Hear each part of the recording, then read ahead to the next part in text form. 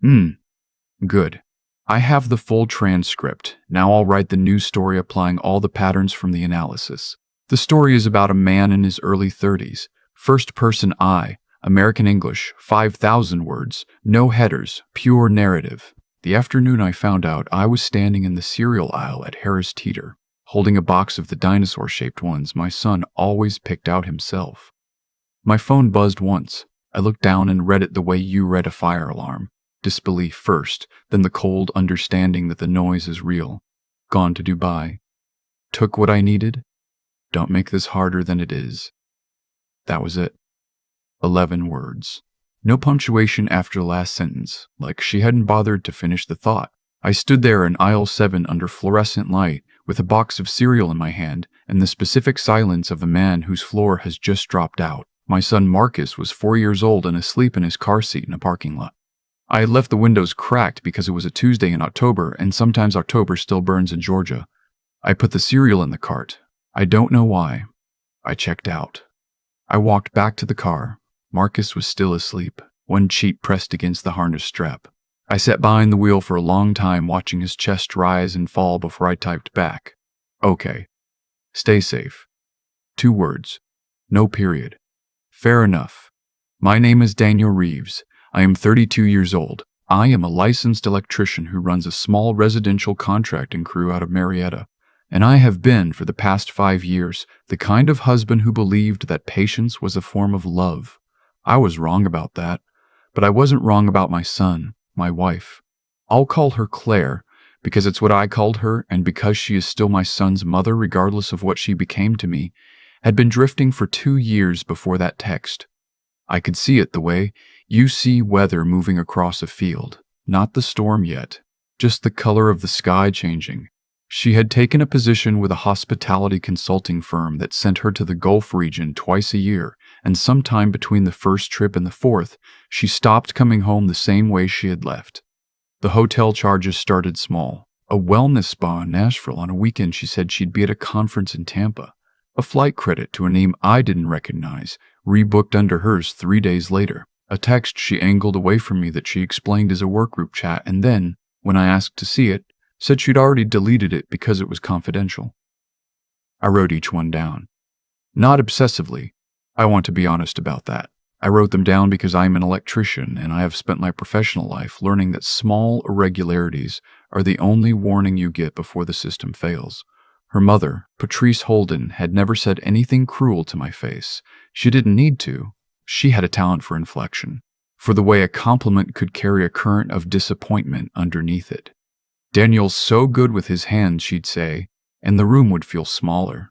She had money, the inherited kind, and a sense of ownership over Claire that never lessened after the wedding. She paid for the down payment on our house in Smyrna as a wedding gift, and the paperwork she'd drawn up, which I had signed on a Saturday morning while Marcus was teething and Claire was on the phone with a client, included a clause I only found later. In the event of divorce or legal separation, the lender reserves the right to call the balance due within 60 days. I had signed it. I cannot go back and unsign it. What I could do was keep moving. The night of the text, I did the things that needed doing. I fed Marcus. I gave him a bath. I read him 2 chapters of the book about the bear who builds a treehouse. After he fell asleep, I went to the kitchen table and opened my laptop and stared at our joint account until the numbers stopped meaning anything in the way they usually mean things. Savings, $412. I had to read it twice. Then I opened the transaction history and found 3 wire transfers over the past 10 days, each labeled only with a reference number, each moving to an account I didn't recognize. $12,000, $8,000, $9,000, $29,000. Gone in pieces the way you remove weight from a structure before you abandon it. I made a cup of coffee I didn't drink. I got out a legal pad and a pen and wrote at the top what I control, underneath it, equipment, client contracts, receivables from the Brookhaven job, the Kennesaw bathroom reno, the new build in Ackworth. I wrote down every piece of income I could expect in the next 30 days. Then I wrote down every expense. Then I wrote, call Owen first thing. Owen Marsh had been my lawyer for 2 years, since I'd set up the contracting business as an LLC. He was not a family attorney, but I knew he'd know one. That was enough for tonight. The rest would have to wait for the morning. I sat for a long time after that, looking out the kitchen window at the backyard where I had spent last spring building Marcus a sandbox out of cedar. He called it the beach. He had never been to a beach. I had been meaning to take him. I did not cry. I want to say that not as a point of pride, but as an honest account of what happened. The grief was there. I could feel its shape in my chest, but it hadn't opened yet. What was open and wide was the calculation. The thought I could not let go of was not she left me. It was, she planned this. There is a difference between someone walking out on a life and someone who has spent months arranging the exit. I went to bed at 2 in the morning with my phone face down and my hand on the mattress where the warm space was. Owen's paralegal called me back before I had even gotten Marcus into his sneakers. Owen himself called an hour later and gave me the name of a family attorney named Roberta Mims, who worked out of a small office in Buckhead. I called her on the drive back from Marcus's preschool. She had a voice that made you feel like the room had rails.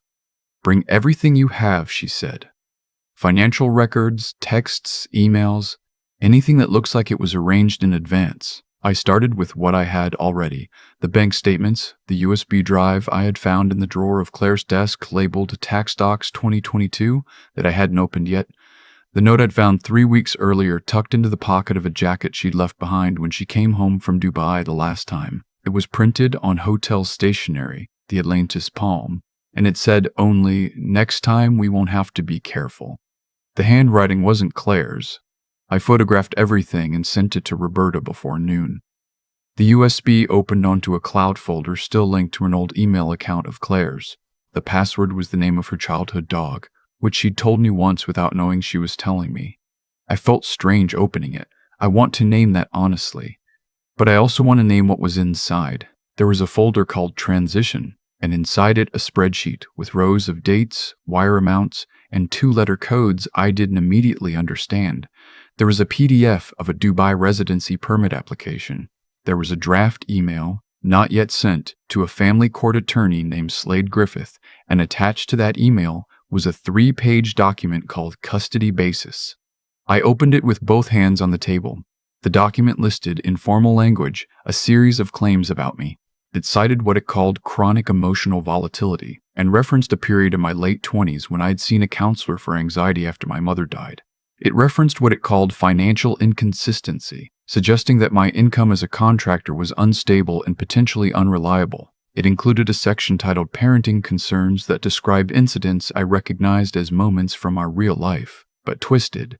A night I had raised my voice during an argument in the kitchen rendered as aggressive domestic behavior. A month I'd taken on fewer jobs to handle Marcus's ear infections while Claire was traveling rendered as periods of professional inactivity. I read the whole thing. Then I sat back and understood, with a clarity that felt almost surgical, what the game was. This wasn't impulsive. She had not woken up one morning, thrown her things in a bag and run. She had been building the case. She had been constructing a version of me that would hold up in court, and while she was doing that, she had been moving money and arranging paperwork and signing agreements that had my name in them without my knowledge. I thought about Marcus asleep in his room down the hall, his nightlight shaped like a moon, and I was steadier than I had any right to be. I texted Owen a single sentence: "There's more than a divorce here." He called back in 4 minutes. Roberta Mims had an associate named Terrence who specialized in financial fraud and domestic cases, and by Thursday morning I was sitting across from both of them with a folder of printouts and a phone full of photographs. Terrence had the focused quiet of a man who finds patterns for a living. And when I laid out the wire transfer records in the spreadsheet, he looked at the columns for a long moment and said, "This is a shell structure." He explained it to me slowly and I followed every word. The 2-letter codes on the spreadsheet were account references. The wires had flowed from our joint savings through an intermediary in Delaware to an LLC registered under a name I didn't recognize, HKV Consulting. When he looked up the registration, the registered agent was listed as one Patrice Holden, using a business address in Buckhead. I thought of Patrice's voice at her wedding, the way she'd said, "Welcome to the family, Daniel," while looking just slightly past me. Terrence pulled the corporate filing. The formation documents listed 2 members, Claire Holden Reeves and a managing partner whose name I didn't recognize. He ran the name and came back with a Dubai business registration, a hospitality investment company, and a connection to the firm Claire had been consulting for in the Gulf. He put a pen cap in his mouth and tapped the paper. "She's been moving marital assets to a foreign entity," he said, "and her mother incorporated the vehicle." I thought about the clause in the mortgage paperwork, the one that let Patrice call the loan due in 60 days if we separated. They had planned for the house too. That night I put Marcus to bed and sat in the backyard on a camp chair and thought about all the things I had made with my hands in this house. The deck posts I had sunk in concrete one summer weekend, the recessed lights in the kitchen that had taken me 3 weekends to route correctly because the joists ran at an unexpected angle. The cedar sandbox. I had chosen every board. I had run a level across the rim twice. I thought about the people who had been in this house. I thought about the version of Claire who had sat next to me on the deck in a flannel shirt and said she wanted another kid. That had been 18 months ago. The math was not pleasant. I did not feel sorry for myself, but I allowed myself 1 minute to grieve the version of things that hadn't been real. And then I went back inside and sent Terrence 2 more documents I had found in the filing cabinet. A notarized amendment to the mortgage note and a printed copy of a wire initiation form with Claire's signature dated 8 months back. Roberta filed an emergency motion the following week. The motion cited marital waste, fraudulent transfer, and misrepresentation of assets.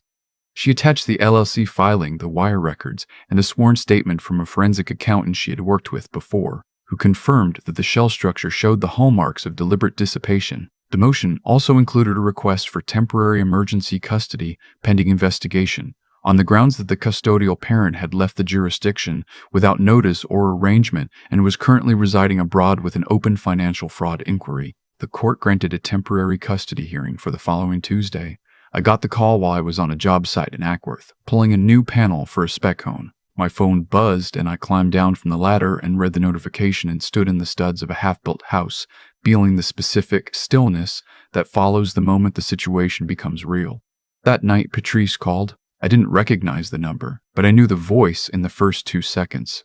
"Daniel," she said, and the word had all the warmth of a termination letter. "I want to be clear with you about what's about to happen." I sat down at the kitchen table. "You're going to file whatever you're going to file," she said. "But Claire has resources, and we have people, and your history is not going to look good in front of a judge. You had treatment, that matters." I thought about Roberta telling me, the first time we met, that transparency neutralizes the weapon. "If you bring it yourself," she had said, "they can't bring it as a bomb." I said, "My treatment history is part of my file, Patrice. My attorney has already included it as context. Healthy people seek help. I'm not embarrassed by it." She paused. The pause itself said something. "You're making this very difficult," she said. "I'm protecting my son," I said. "That's not difficulty. That's my job." She hung up. I wrote down the time, date, and a summary of the conversation and sent it to Roberta within the hour. The morning of the hearing was gray and flat, the kind of October morning that can't commit to being cold. I arrived at the Cobb County Courthouse with Roberta and Terrence 30 minutes early and sat in the hall drinking coffee from a vending machine, watching the light shift on the marble floor. Claire was already inside when we entered the courtroom, seated beside a man in a suit that cost more than my truck. Patrice sat in the gallery behind her, hands folded, expression carefully neutral. She looked at me when I came in and did not look away first. I sat at our table and looked at the corner of the room where Marcus was not, because this was a hearing and not a custody exchange, and reminded myself that the outcome of the next 2 hours would determine where he slept for the foreseeable future. Claire's attorney went first. He was polished and deliberate, and he laid out the argument that Claire had made a planned, considered decision to pursue a professional opportunity abroad, and had done so in a way that prioritized Marcus's stability by ensuring his care remained with a known party. That was the phrase he used. I wrote it down. Known party. He described my anxiety history in careful clinical language and then suggested with the particular elegance of a skilled liar that a child needed consistency and a stable primary environment. He produced a letter from a child psychologist who had apparently evaluated Marcus twice using appointments I had not been told about, and concluded that the child showed strong primary attachment to his mother. I kept my face even. Roberta touched my wrist once. Then she stood up, She said, "Your Honor, we'd like to direct the court's attention to a series of financial transactions that took place over the preceding 9 months." She put the wire transfer records on the projector. She walked through them one by one. She named HKV Consulting and its registered agent and showed the court the formation documents and the connection to Patrice Holden's address.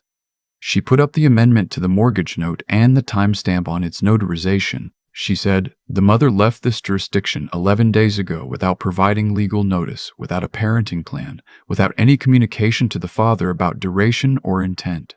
She has an active overseas employment contract and business interests registered through her mother that include assets moved from the marital estate." She paused. "The question before the court is not whether Daniel Reeves is a perfect father. The question is whether an arrangement was made to disadvantage him before this proceeding and whether the child's primary caretaker for the last 2 years, during the mother's extended international travel, should be recognized as such." The judge, a woman whose name I had looked up the night before, wore the expression of someone who had been doing this long enough to recognize a pattern. She asked 3 questions, and all 3 were directed at Claire's attorney, and the first one was, "When was the residency application filed?" The answer was 8 months ago. The second question, "Was opposing counsel made aware of the foreign LLC prior to this filing?" The answer was no. The third question she asked to the room, "Has anyone here documented the father's participation in the child's day-to-day care over the past 2 years?" Roberta produced a folder: school pickup logs, pediatric appointment records, preschool communications routed through my email address, a letter from Marcus's teacher. She placed it on the judge's bench. The judge read for 3 minutes while the courtroom held its breath in the particular way rooms do when an outcome is crystallizing. She ordered temporary custody to me pending a full hearing in 60 days. She froze any accounts connected to HKV Consulting and Patrice Holden's registered entities pending forensic review. She issued a travel advisory on Marcus's passport.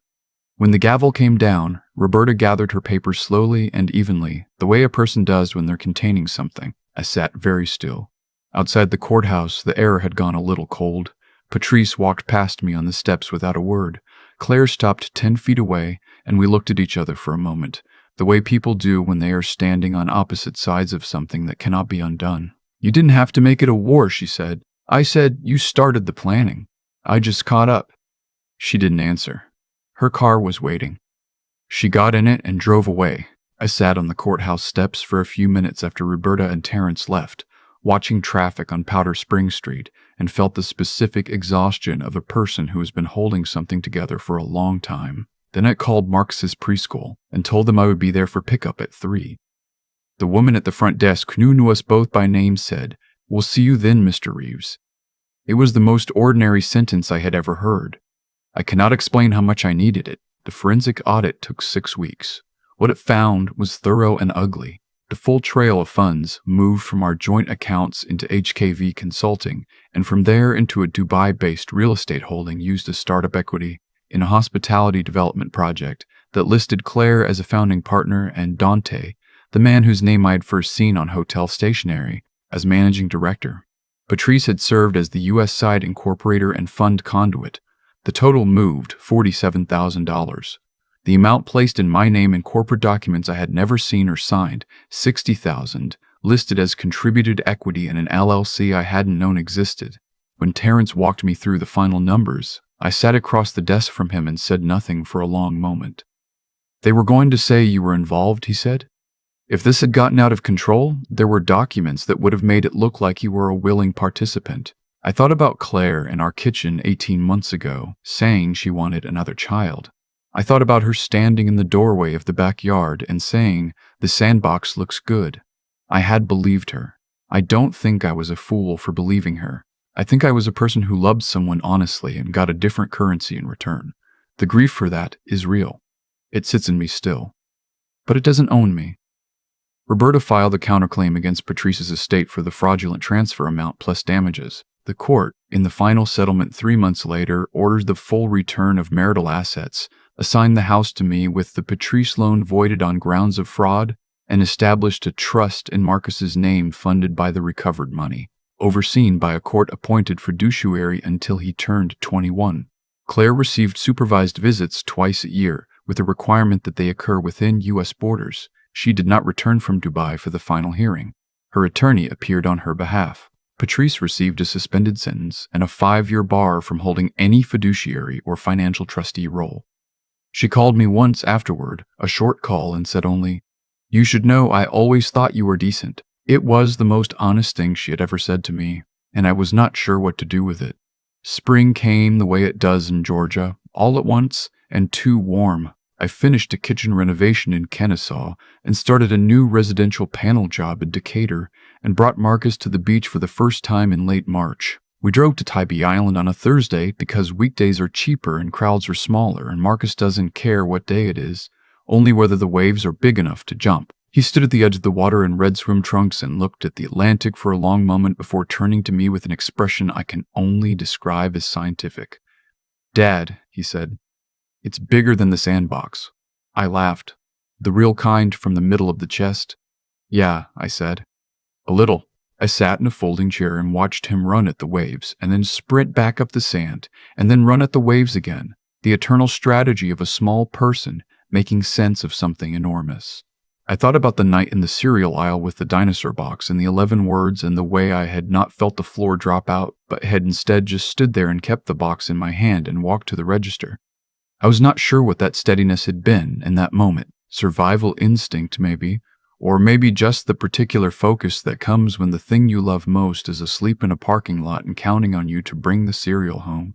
I thought about the legal pad and the list of what I could control. I thought about Owen and Roberta and Terrence and Cameron, the particular grace of people who know how to move through the ugliness of things and come out the other side with something intact.